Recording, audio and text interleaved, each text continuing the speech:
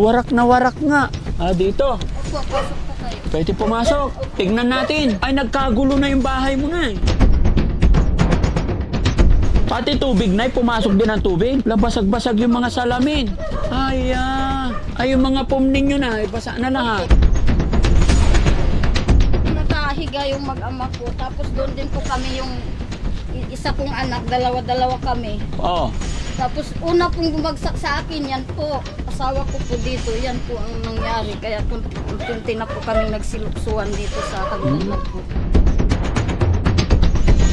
Kakatakot talaga, tumayo balahibo ko na eh. Kasi kung nadaganan ka ng kahoy na yan, ay matusok ka.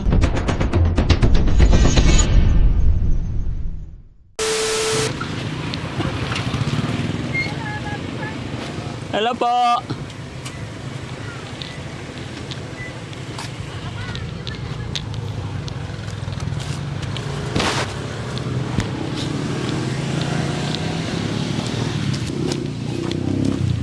Allah. Tignan nyo mga kababayan, yung bahay na daganan ng mangga talaga. Ganito talaga kalakas yung mga kababayan. Yung bagyo dito sa Pangasinan. Allah, girak yung bahay. Nay! Kumusta ka po dyan? Ito po, medyo medyo malungkot po. Bakit? Ano nangyari sa bahay mo? Nagirak? Nadaganan po ng puno. Nadaganan, upo. Kita ko nga, kaya napadaan ako. Kumusta kayo? Medyo pa rin po. Bakit ikaw nagtataga sa asawa mo? Nasa po, tatrabaho po. Nagtatrabaho. Anong pangalan nyo, Nay? Mary Ann po. Nanay Mary Ann, pasensya na napadaan ako kasi nakita ko tong bahay na to na nadaganan. Kaya sabi ko, kumustahin kaya natin yung nakatira. Nandito kayo nung tumumba to? Opo, nakahiga po kami. Nakahiga kayo tapos? Yung bigla pong umano yung dingding sa akin. Oo. Tapos sumunod naman po yung asawa ko rin ang naanuhan po. Nadaganan kayo? Nadaganan po, pero hindi naman po naanuhan. Pero ako po nakalukso po ako sa hagdan. Kaya Pahiram muna, Nay, baka tumama.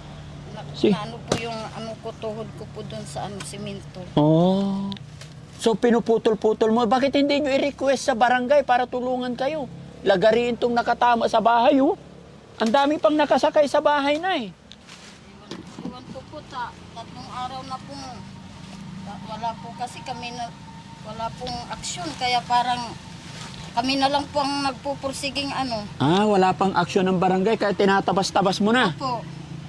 Baka lalo kang madaganan, Nay, kasi ito, pag may natanggal kang sanga, hindi pa nakapix yan. May tendensing tutumba pa o may hangin-hangin pa. Mag-ingat po kayo. Tapos ito yung bahay mo, girak. Opo. Ito yung tawag dito, Durabox. Opo. Basa po lahat. Basa yan. Hanggang ngayon, hindi pa rin natanggal. Di pa po kasi kung hakan po namin, baka bigla po umigay sa amin yung Kaya uunahin nyo. Ang laki pa naman. Opo, Dapat ito, Nay, hingi ka ng saklulo sa barangay nyo para lagariin. Tsaka mga lalaki ang gagawa. Mga anak mo kasama dyan nung nadaganan kayo. Opo, lahat po kami. Ala, di nakakatakot yun.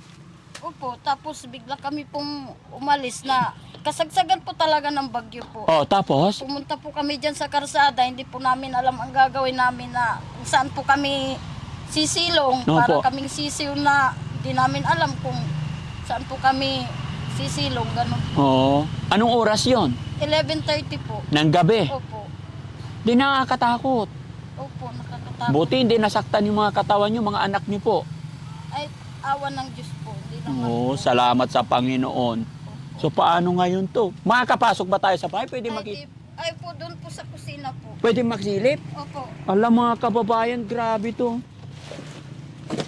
Nawarak talaga yung bahay nila. Gaano nga ba talaga? Ala. Warak na warak nga. No? Doon po sa po. Makita?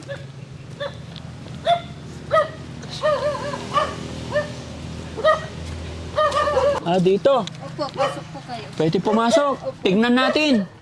Ay, nagkagulo na yung bahay mo na eh. Ito. Pati tubig, Nay, pumasok din ang tubig. Labasag-basag yung mga salamin. Ito talaga, nabagsak talaga eh. Oh. Ha? Ay, yung mga pom ninyo na, basa na lahat. Opo, dito po sila nakahiga yung mag-ama ko. Tapos doon din po kami yung isa kong anak, dalawa-dalawa kami. Oo. Tapos una pong bumagsak sa akin, yan po. Oo. Tapos yung asawa ko po dito, yan po ang nangyari. Kaya unti na po kami nagsiluksuhan dito sa hagdan na po. Nakakatakot talaga, tumayo balahibo ko, Nay, kasi Muntik na po. kung nadaganan ka ng kahoy na yan, ay matusok ka. Muntik na po kaming namatay, daddy. Muntik kayo mamatay. Oo.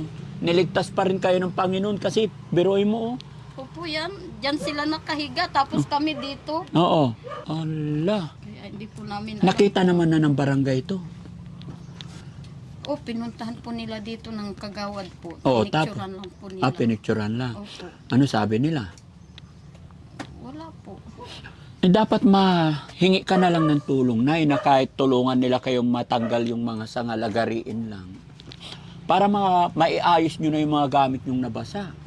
Kasi pag babae ang gagawa yan, Nay, delikado. Baka mapahamak po kayo.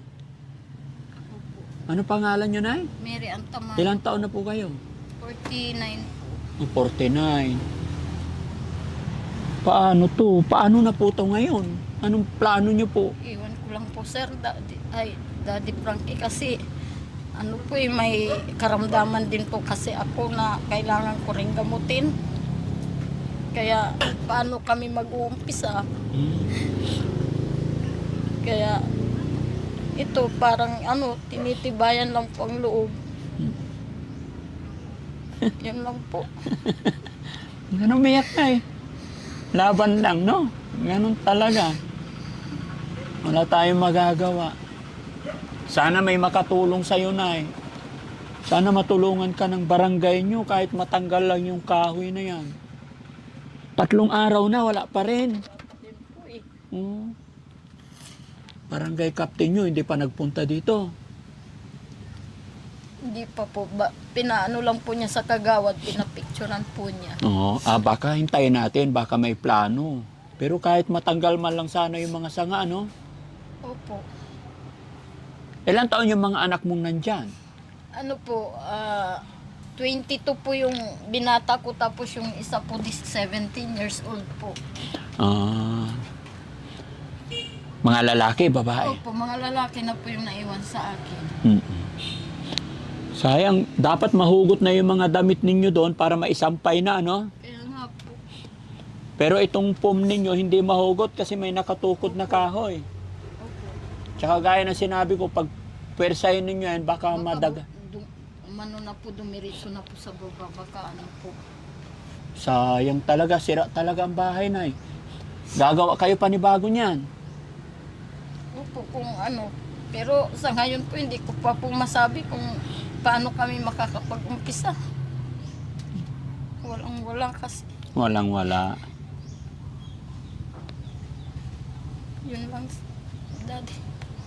Nakakaiyak talaga mga kababayan. Ganito pangyayari. Kubo-kubo na nga lang na sisilungan nila. Pati yung pantahi ninyo na daganan. Opo. Gumagana pa ba yan, Nay? Opo. Tapos ngayon, siraan na siguro. Ewan ko lang po kasi naulan po eh. Nabasa. Opo. Oo, sayang yung mga gamit. Pero kung may tsenso sana, kahit mag-arkila na lang ng tsenso, ano yung marunong, matanggal na lang man lang yan. Wala bang mga yung naglalagari dito, Nay, na bayaran mo na lang kung busy pa yung barangay ninyo para makapagsimula na kayo? Huh? Wala rin po akong alam, daddy. Frankie. Kung wala po akong alam na Bukod sa barangay ninyo, kayo lang nadaganan dito, Nay? O meron pa naman? Mayroon pa rin po, dyan sa barang din po. Oo. Paano ginawa nila? Ay, baka naghihintay din po, kagaya namin. Naghihintay ng tulong sa gobyerno natin.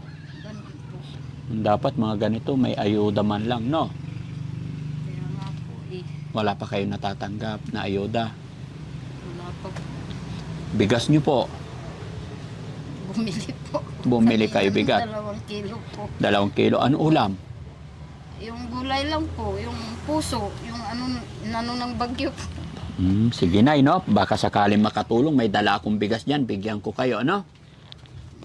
Maraming salamat Guys, po. Kaya Jessie.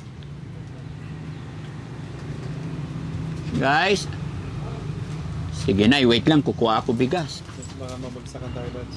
Oh, kasi baka mabagsakan tayo, Nay. Kuha isang sakong bigas, ang layo nyo eh. Dito tayo, Nay, baka tuluyan bumagsak, no? Baka madisgra. Ay, yung rep nyo, buti hindi na daganan. Parang ito po ang umano po. Ay, ito. Opo, yung umano po sa... Siya ang sumalo, Opo, yung sa rep nyo. sumalo. Ay, pilay ka na, ba't napilay ka? Ito po yung napalukso po ako dyan nung nadaganan po kami. Anong nadaganan kayo? Tumalon ka? Tumalon po ako. Pangalawa yung anak kong tumalon din. Oo. Eh ako po ang naanuan sa simento. Mabuti, hindi na puruhan. Tapos dito pa. Wala talaga nangyari mga kababayan. Nakakatakot. Grabe. No? Sige Nay, dito ka lang Nay. No? Napasyalan ko lang kayo dito.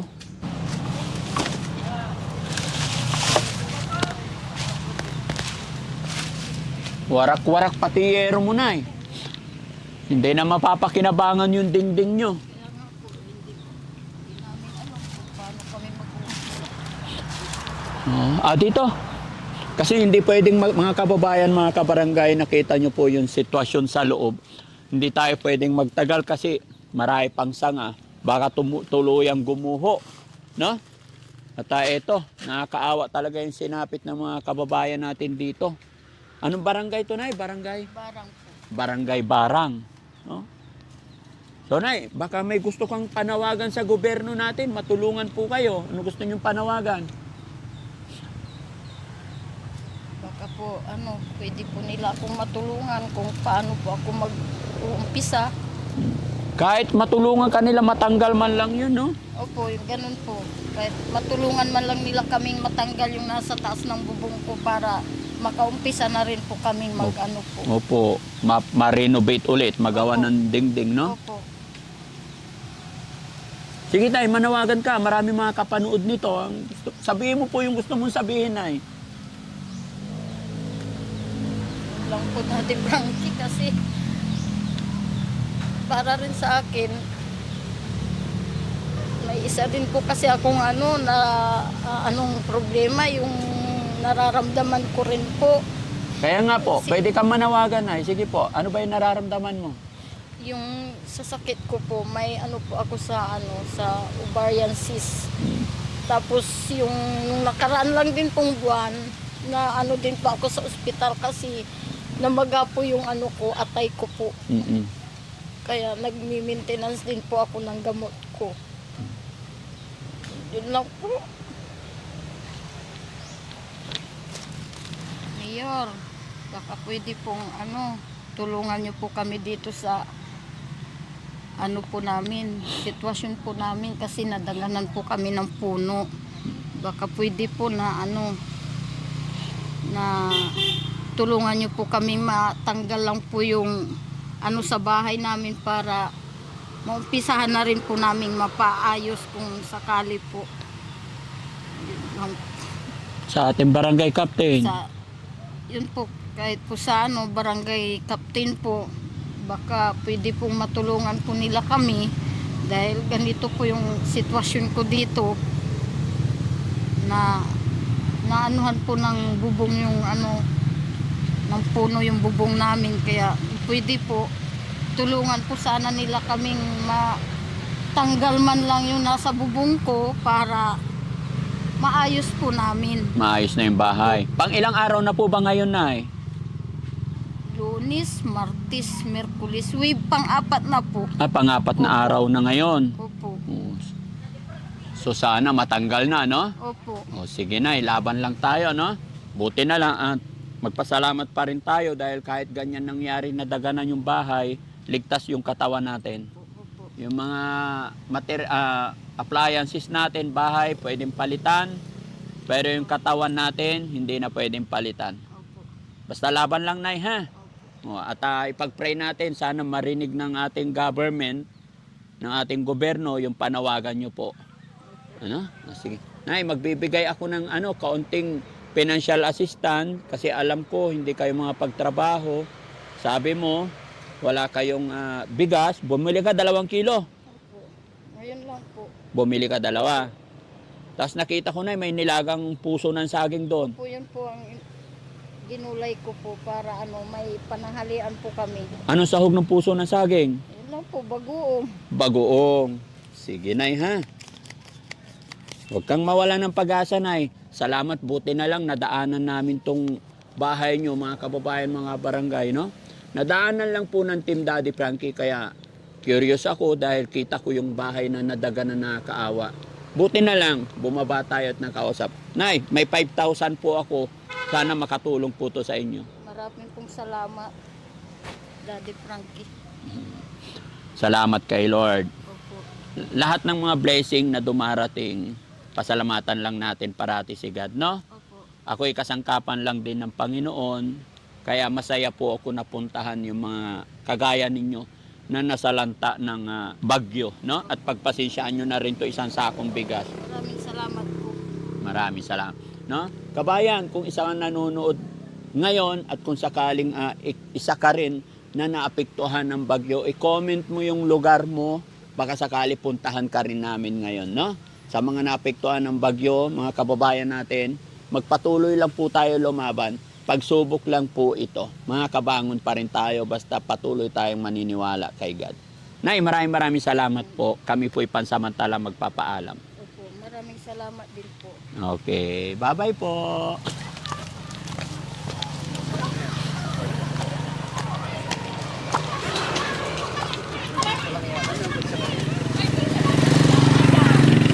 Hello po. Hello, kumusta kayo? Ano? Ay, inang! Nanonood si nanay? Pero walang signal. Ha? Walang signal. Bakit layo ka ng layo? Hindi ako nakabisi. Hindi, okay lang yan. Dito na, para hindi na makatakas si nanay. Oh, picture tayo, nay. Oh, sige. Ay, yung mga anak ni nanay, asaan? Sama rin. Ha? Ayaw nyo, ha? Gal. Sila, gala. Oh. Yan ang Ilan ba anak mo? marami. Oh, bakit isa lang gusto magpa-picture? Ayaw. Kala ko idol. Pinagpupuyatan ko yung Daddy Frankie na Ay, pinagpupuyatan. Oh, sige, dahil si nanay lang nagpa-picture, si nanay. Oh. Yan.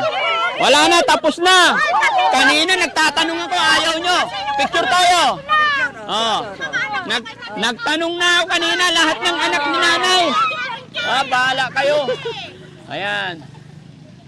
Okay? Oh. Sa susunod na lang, sorry. Tatanong ako kanina eh.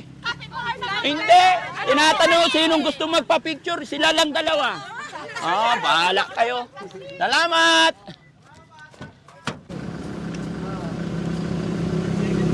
Thank you po. Salamat. Thank you. Smile, labas gilagid.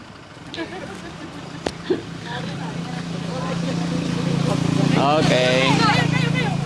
Ay, sandali, tali si ate pa. Galing pa kami ng ibang barangay. Iyon. Ay, sige na, no.